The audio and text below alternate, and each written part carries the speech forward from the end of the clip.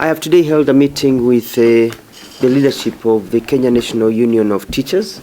We've been hearing some grumbling in terms of issues that they have had, and as I promised during my vetting that we will be arresting issues way before any industrial action, so that we can find out how we can solve problems in a harmonious way, make it comfortable for employers, make it comfortable for employees to be able to work together so that we can increase productivity in our country. So I'm very happy today that we have discussed some of the pending issues, and I have promised to take it up as a fair and arbitrator to talk to the other side, which is the Teacher Service Commission and the Ministry of Education, to come up with solutions of issues that we can solve together. So I want to say that people should know that now we are changing the models of operating.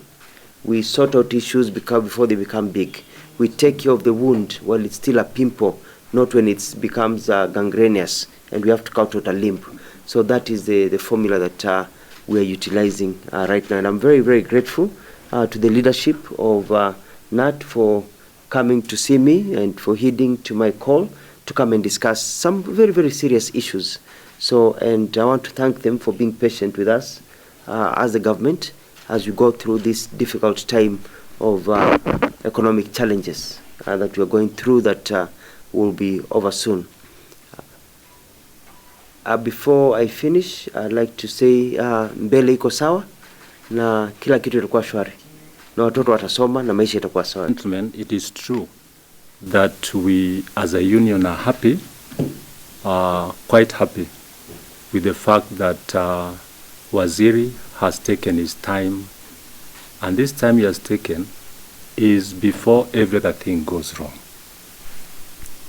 I want to believe that the position he has taken as CS Labour will really assist this country.